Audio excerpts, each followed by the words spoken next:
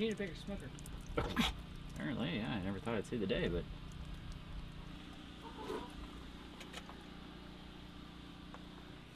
Okay, a little more to go.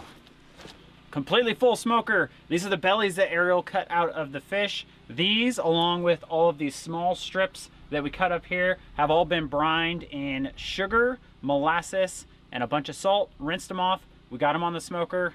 We're about to fire this thing up.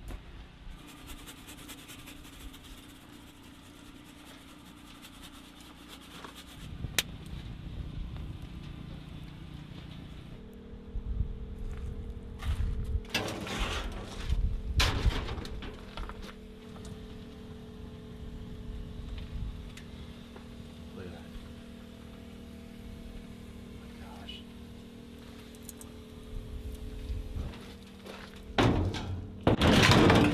What happened to this one? You did the tail piece?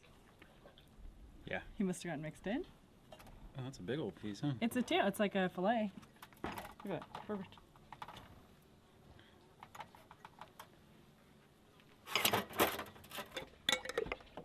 Look at how shiny they are. Wait, where'd the... Oh, you got them Look at that.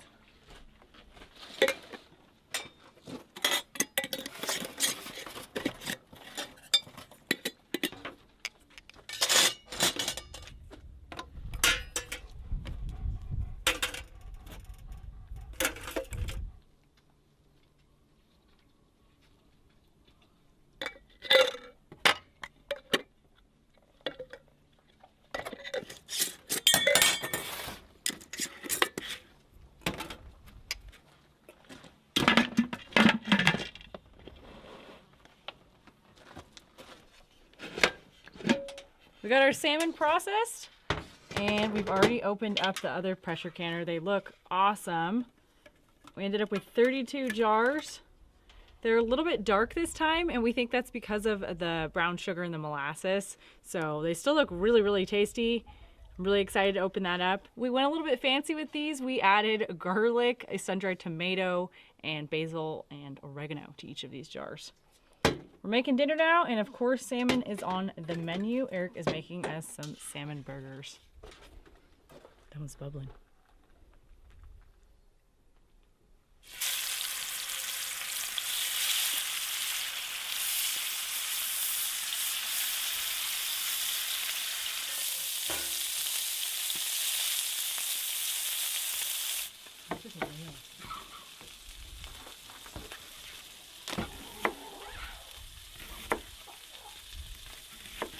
You want quite a bit of lettuce on yours? Heck yes. I do. The heck is that? Look at that. Heads or tails, baby? Looks like chicken. I thought you included the dirt too. There was a bug in one of them I picked out too. There's a tiny slug too. Hopefully he's gone. It was like a little caterpillar thing.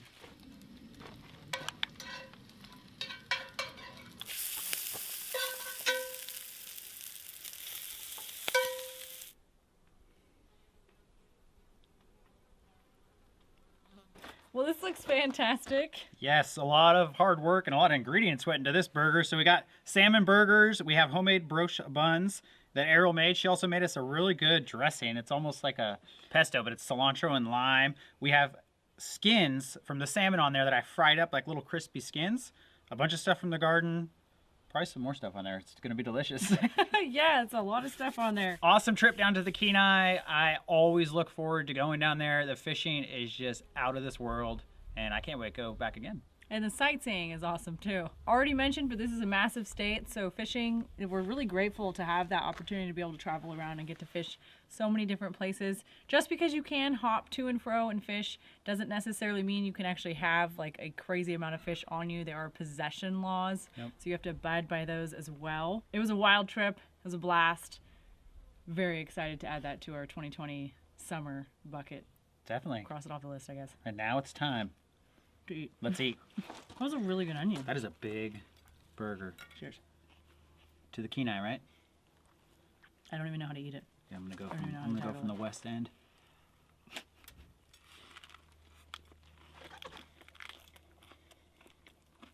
Oh yeah. Just gonna go with the head, yeah. Oh, Head yeah. nod.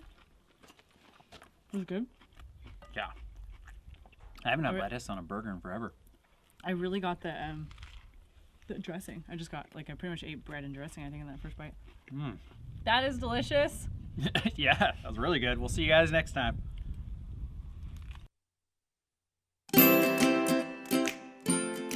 Let's talk about bears in your garbage. Bear-resistant containers do a good job of keeping bears out of trash, making neighborhoods safer. Bears won't hang around if they can't gain access to food. Store your garbage and other attractants such as birdseed, pet food, grills, livestock, chickens, fruit trees, freezers, and dumpsters responsibly. Put garbage on the curb on the morning of pickup. Store garbage in a garage or reinforced structure until the morning of pickup. Remember, if a bear gets into your trash, you can get a big fat fine. Intentionally or negligently feeding bears is against the law. If you leave your garbage, birdseed, or pet food outside and a bear eats it, you can be fined. A food-conditioned bear has learned to associate humans with food. Now think about it. If a bear learns that it can get treats from improperly stored garbage, it will return for more. This becomes a public safety issue that usually doesn't end well for bears. Keep your neighborhood safe and bears wild by keeping your garbage inside. Only put your garbage out on the morning of garbage pickup.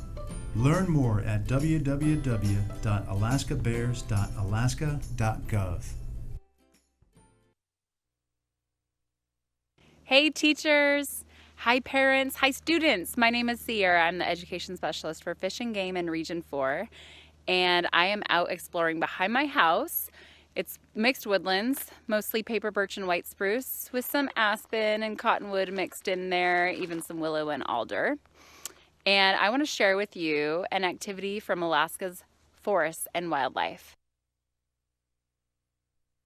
Alaska's wildlife curriculum can be downloaded for free off of Alaska Department of Fish and Game's website.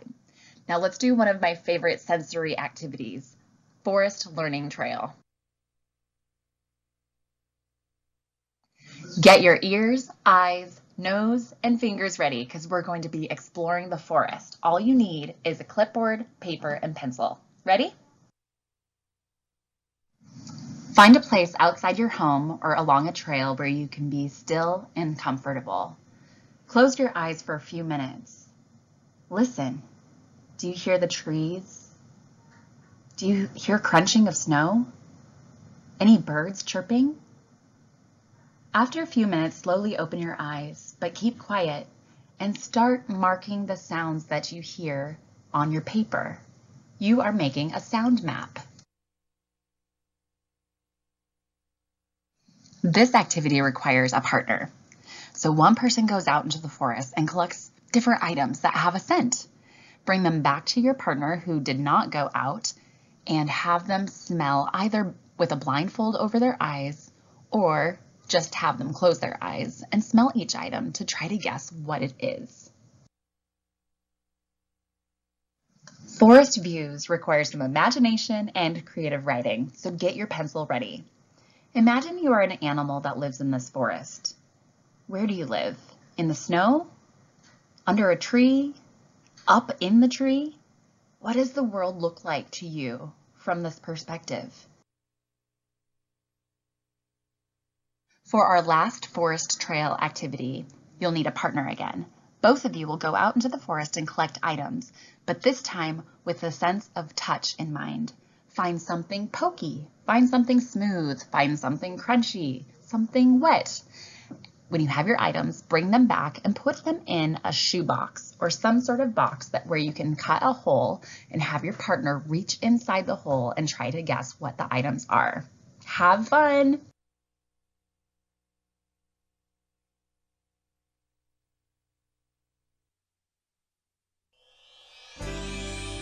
Total Info Dailies.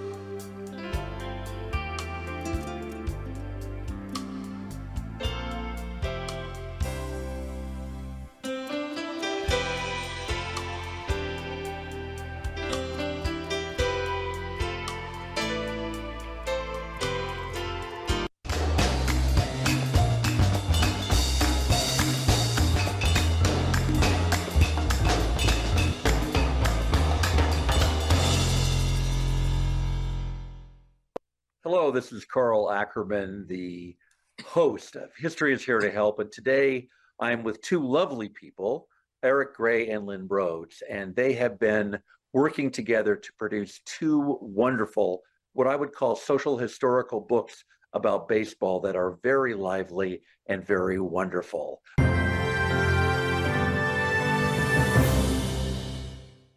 You know, it's so lovely to be here with Eric Gray and Lynn Rhodes. They've collaborated on writing and producing and being a business manager, as it were, in terms of the two wonderful books. And the first thing I'm going to ask, both Eric and Lynn, but perhaps Eric first, is tell us about, basically your two books, and then we'll go from there. Thanks, Carl.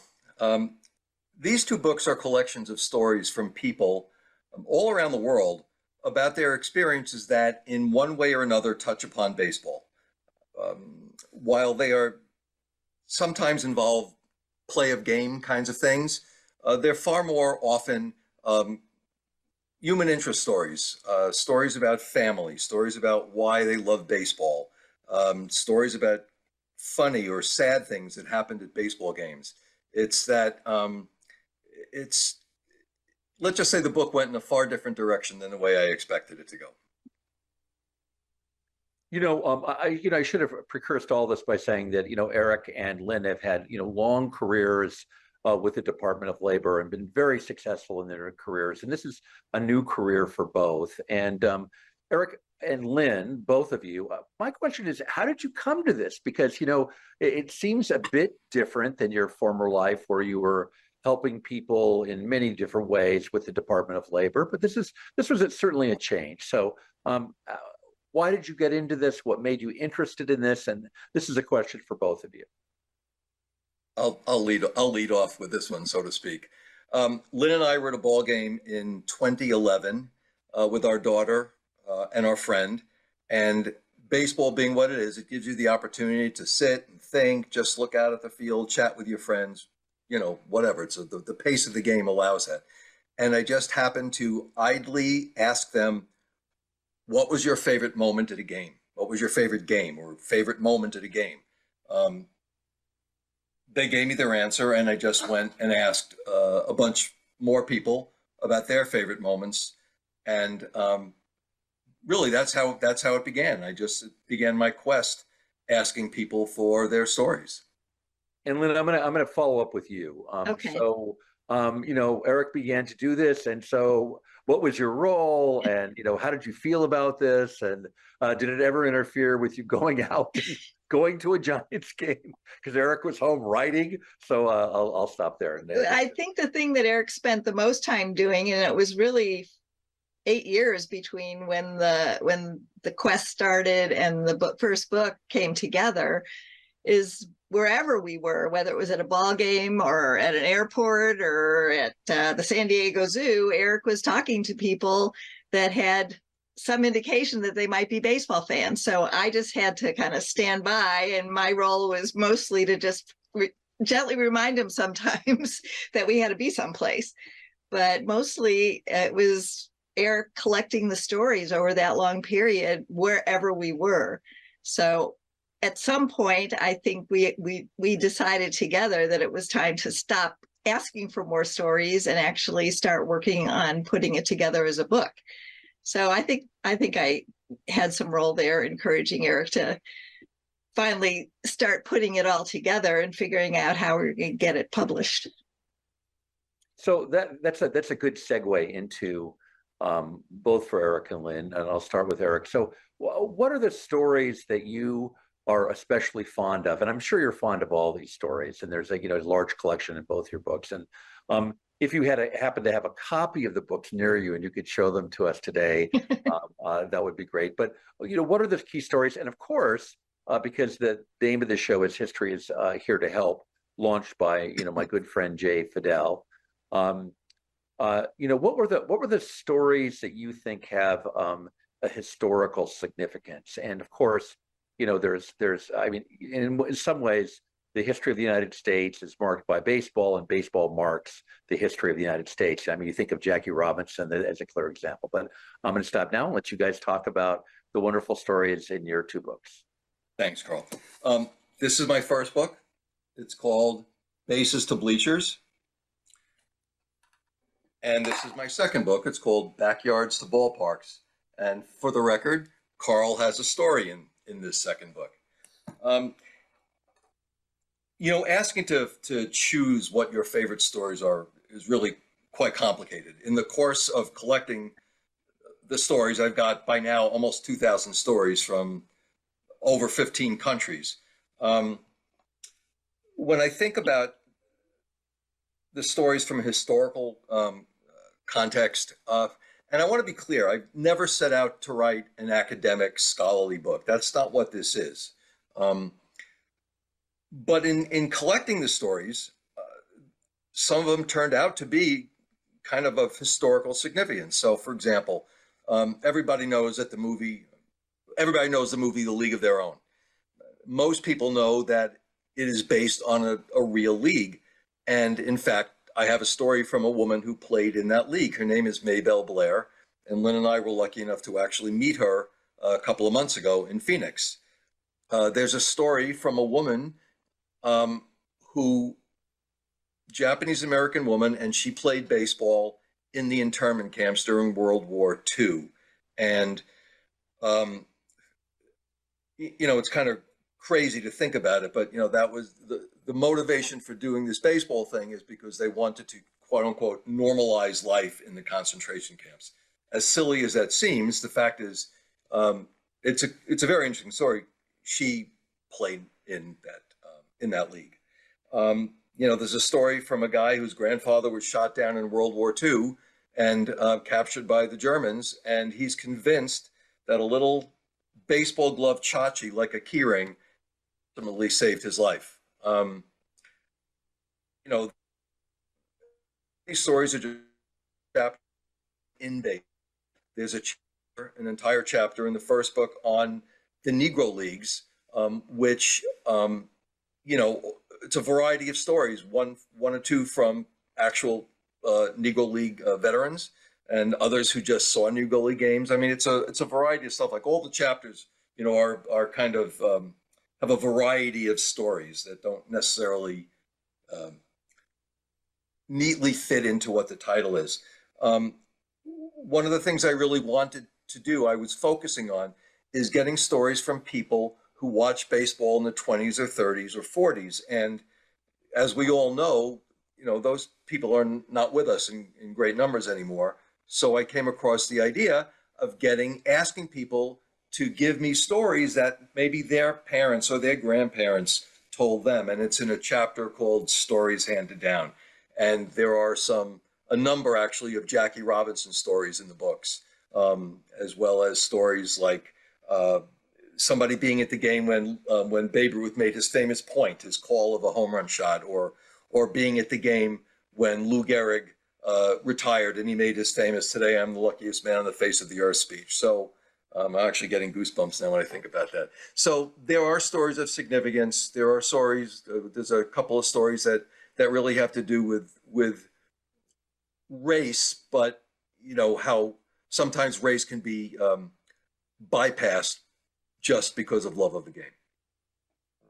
So let me ask a question to Lynn now also. So while Eric is writing these stories, and what was your communication like about these stories? And I have to precurse this by saying that I was there when you were trying to name the second book.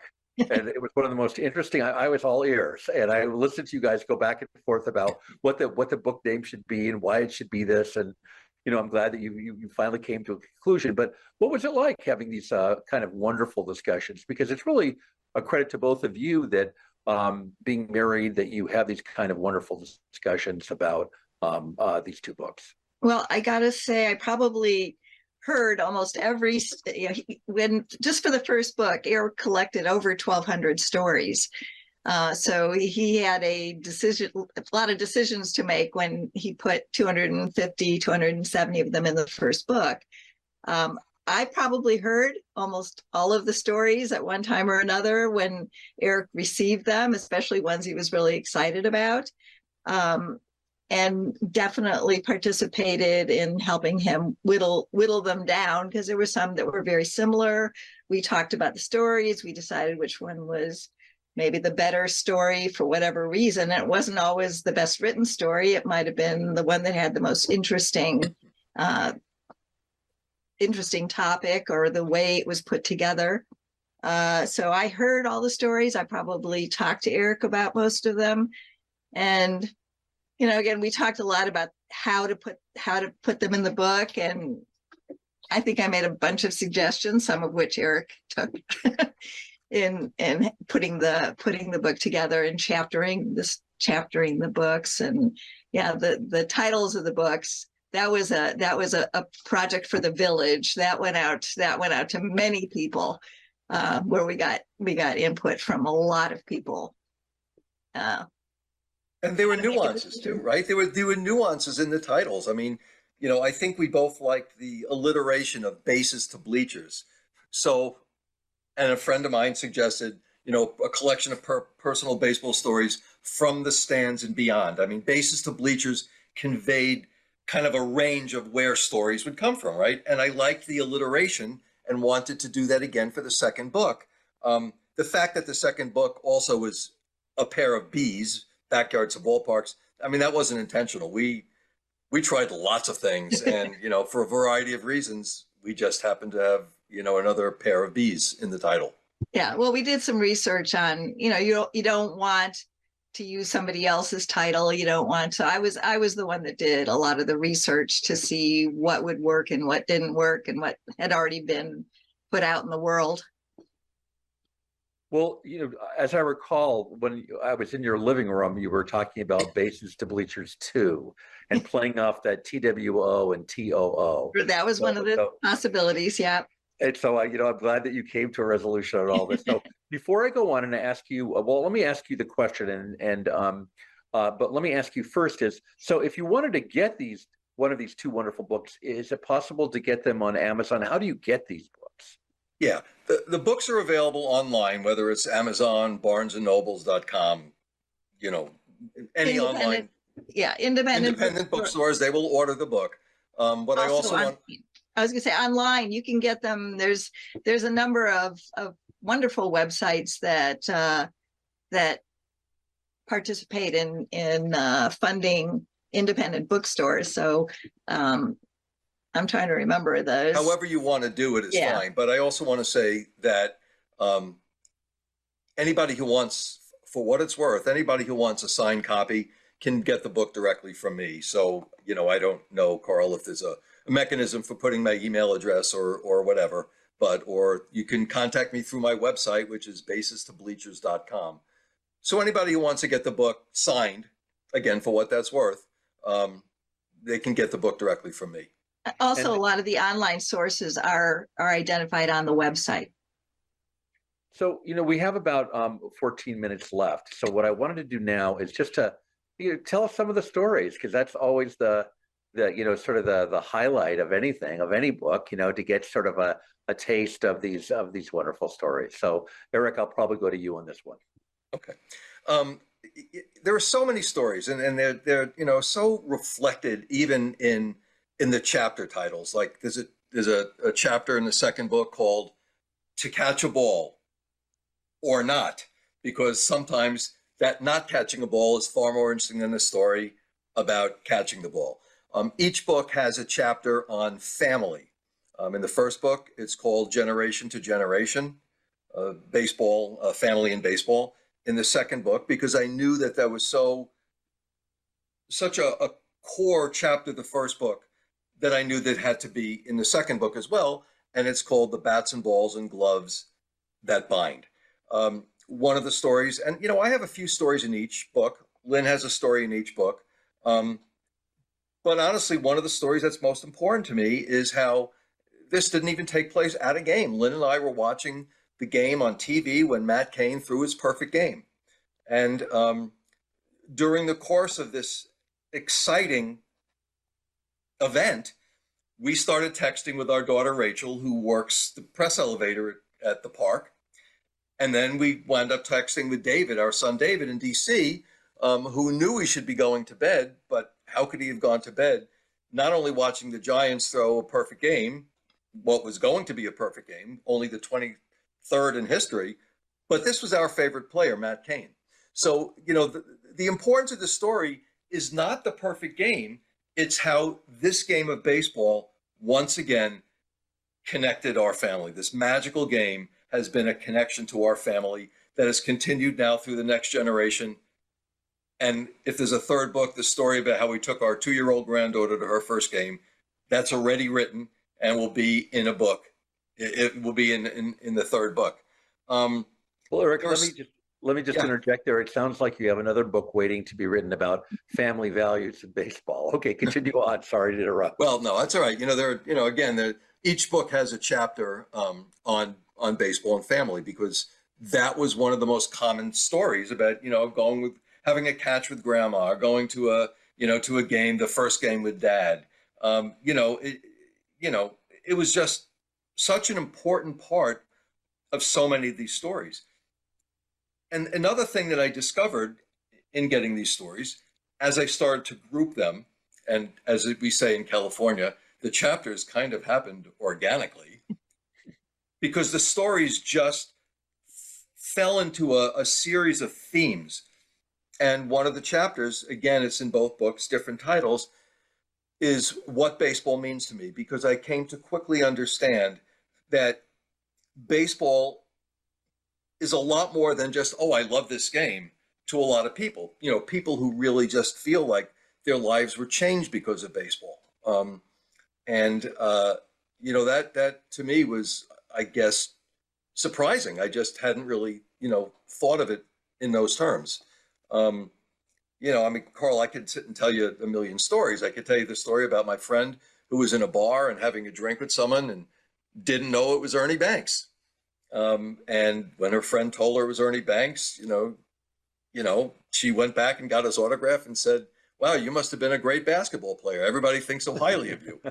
It's so hard for me to think about which of these incredible stories is a story in the first book about a guy in Texas. His name is Frank, who, as COVID was kind of beginning its descent, winding down, his wife just kind of set up having a catch with people in the neighborhood, and people showed up, and there was a reporter there, and it was basically, what a wonderful story to kind of celebrate the semi-return to life as we knew it, And you've written about, you talked about A League of Their Own, which is, correct me if I'm wrong, about women playing baseball, especially during World War II when the men were off fighting.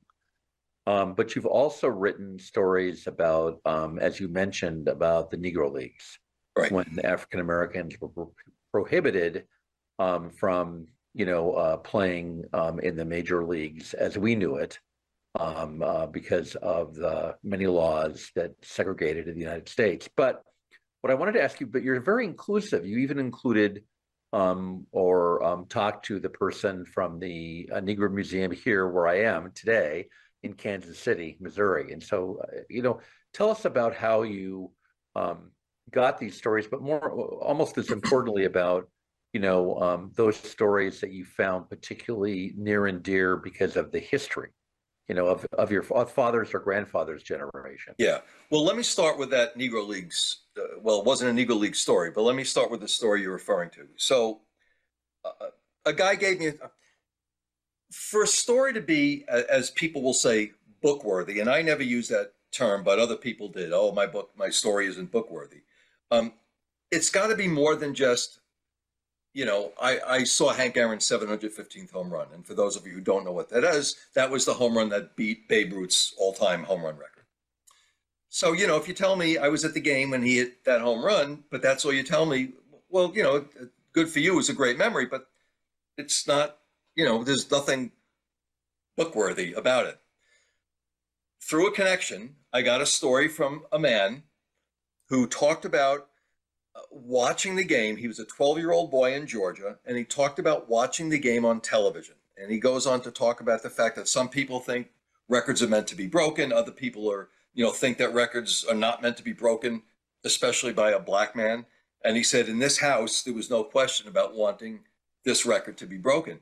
And as Hank Aaron hit the home run and ran the bases, Bob ran the bases with him. He ran from his easy chair to the bookshelf, to the television, to the chair, or whatever it was, a sofa, and back to his chair.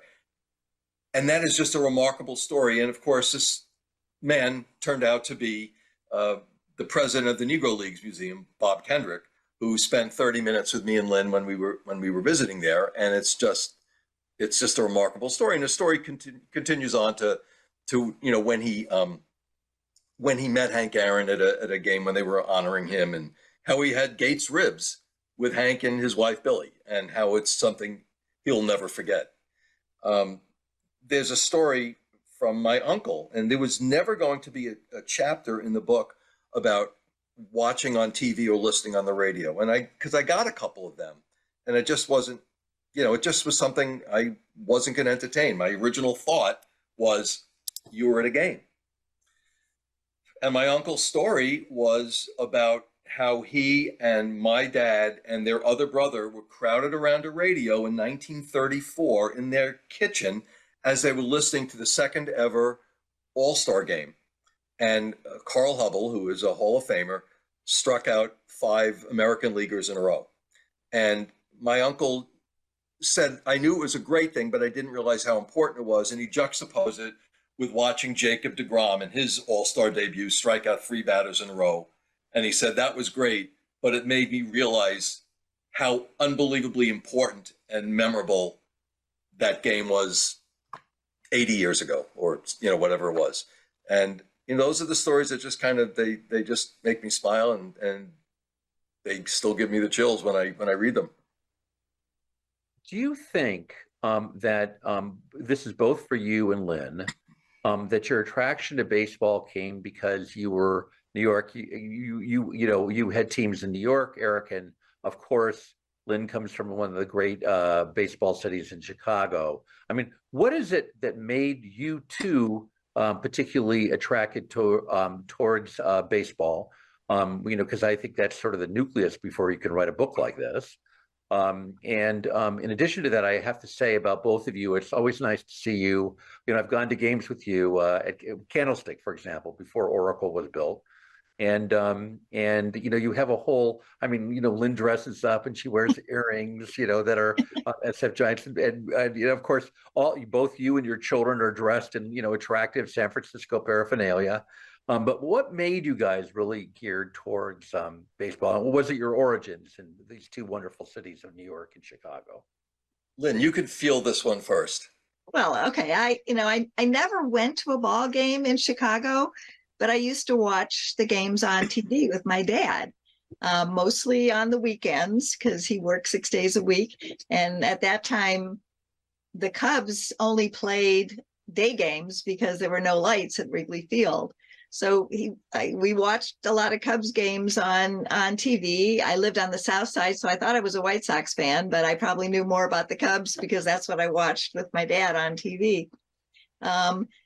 But I've kind of lost interest as I was getting older when we came to San Francisco, and we started taking our kids to the game. And if you want to go from there, Eric.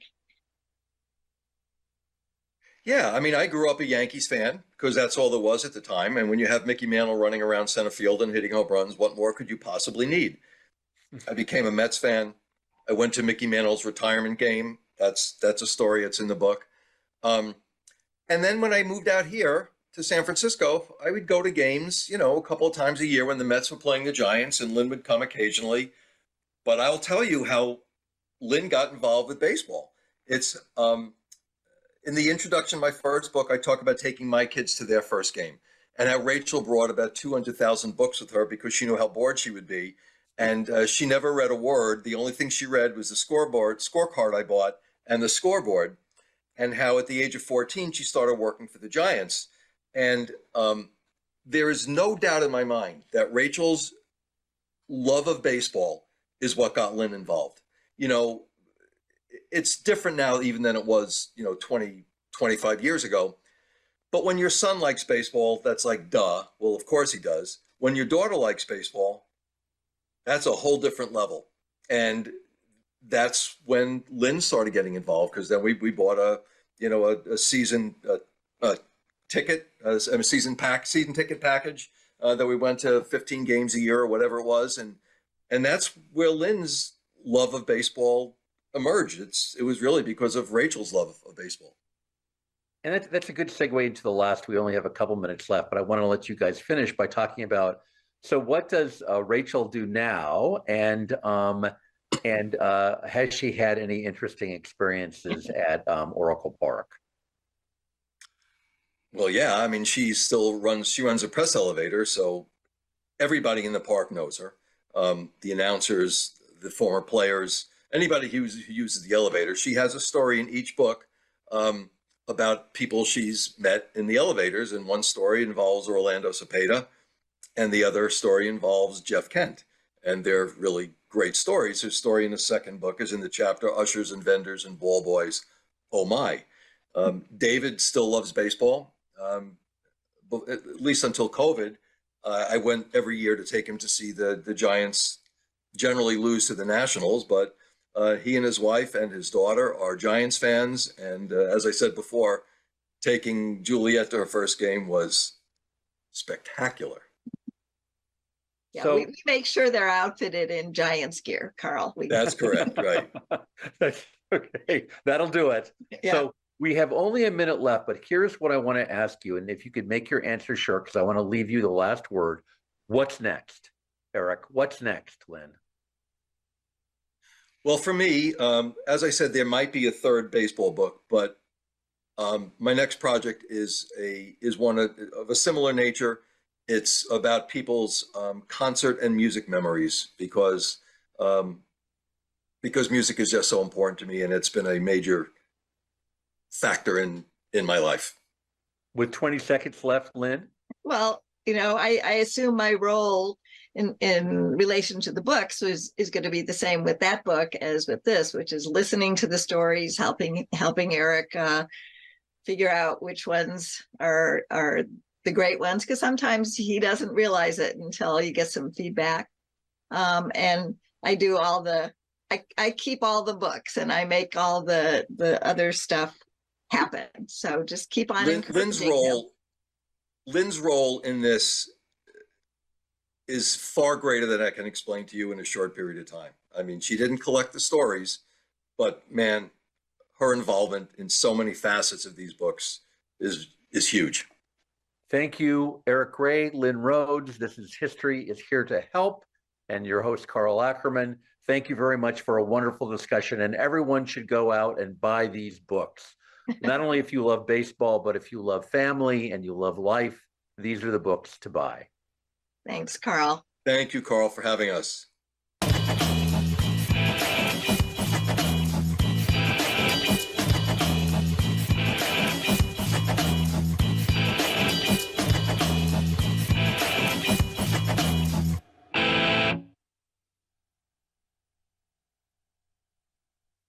Hi, I'm Smokey Bear, and I'm an assistant to help you prevent wildfires. Dude, I've got this. I've been camping since I was 5 years old. But I am a camping influencer. You know what? I'll bet you $5. Okay. Assistant Smokey, what is the best way to put out a campfire? To put out a campfire, drown with water, stir, drown again.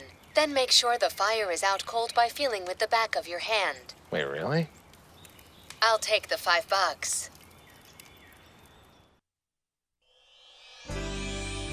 Total Info Dailies.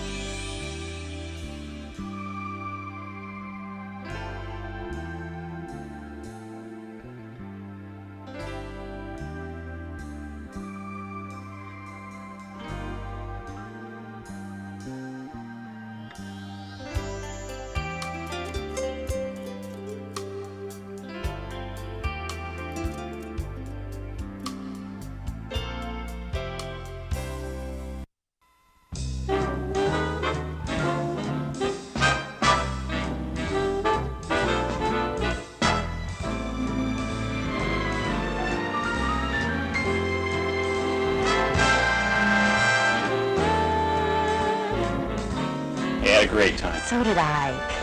Thanks. See you later. Yeah. Hey, why can't you commit? I already have.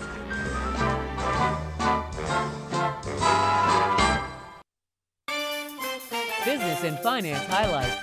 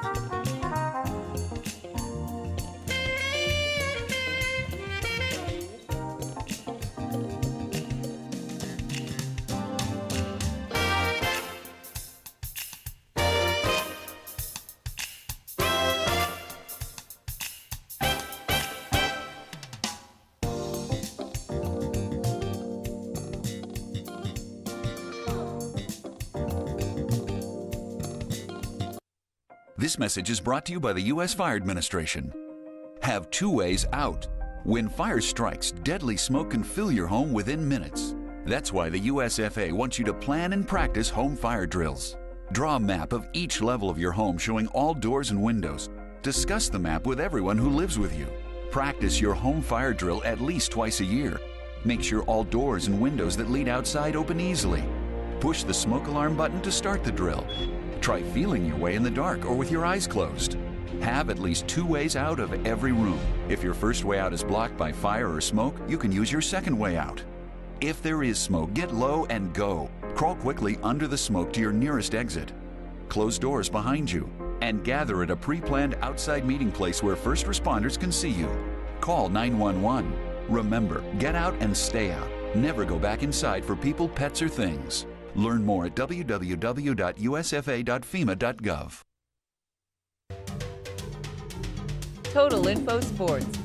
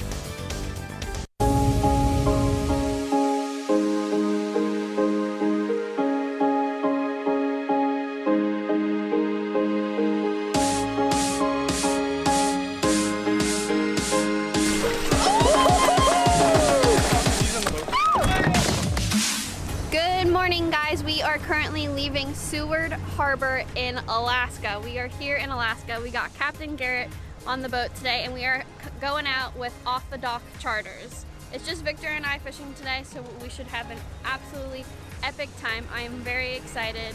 This is day one of fishing in Alaska, so wish us luck. I hope you guys enjoy. I don't think I'll ever get used to this view behind me. It's absolutely beautiful regardless of what time of the day it is.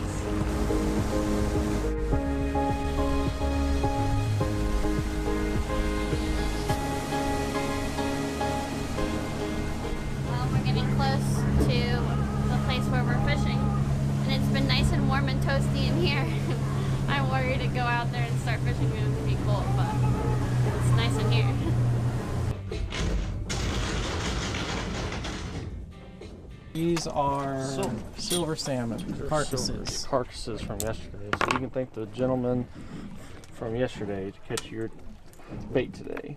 Thank you, boys. It's a rotation. Then you'll catch people's. Well, you are with me tomorrow, but then you'll catch y'all's bait for tomorrow, and so on and so on and so on. So 2 pound lead. 2 pound lead weight on a slider. It's about the. Today we don't have it, but in rough weather the weight will slide up and down while the bait will kind of stay still. But 100 pound main line, 300 pound slider, 250 pound fluorocarbon leader. Holy smokes. Yeah, we're going for big ones. You want to drop it nice and smooth. The reason being is your bait on the way down is going to be doing all kinds of crazy stuff. And if you drop it too fast or just let it bomb to bottom, it's going to wrap around your main line. The big fish comes along, eats it. Everything's going to be wrapped up. He's going to run. We're going to break him off, and I'm going to cry. But halibut are flat, and their eyes are on top of their heads, so they're always looking up. So if we leave it on bottom, they got to flip upside down to eat it. They're not going to do that. So what we want to do is when we hit bottom, we're at about 150 feet, just hit bottom, throw the lever all the way forward, put it in the rod holder. They're like tuna fishing. I want to do 1, 2, 3. 3 cranks. A bite is going to look like this. So halibut got big crushers in the back of their mouth. So they're going to swim up and grab it and try to kill it. They're stupid. They don't know it's already dead. So a bite's going to look like this. And the more aggressive that is, the bigger the fish. That's when I don't want you to freak out. I just want you to come stand next to the rod, all right? When you freak out is when you hear me screaming to reel. But the rod is going to look like this. When I point it at the water, I need 10 hard cranks, like caveman style, like want to kill stuff kind of cranky. So after 10 cranks, if he's still on there, that hook's through his lip and he's ours, baby. All right, guys, so we are anchored in 170 feet and we have 2 salmon carcasses down on these rods for the halibut, and we've already had a couple bites, and Victor is using a jig over here. Giant grub. A giant grub on jig. And this rod is literally getting a bite right now. You tell me when. Look at this thing. We're getting a bite. It's aggressive. So let's just do that and just play with it? Yeah, no, they'll do it all the time. They'll go like this rod, not like it. They'll go over here, go to this rod, and all of a sudden they're going to find one they like, and it's going to go like pointing at the water. Yeah, first there was a bite on that rod, and then went to this rod. Get real, quick, real. I need caveman style cricket. Quick. Oh, that's a good one. Yeah, baby. Yeah, you made them mad now. Yeah, I like it. There's the second one. Now you just hold on for dear life. Oh my gosh. I can't even crank.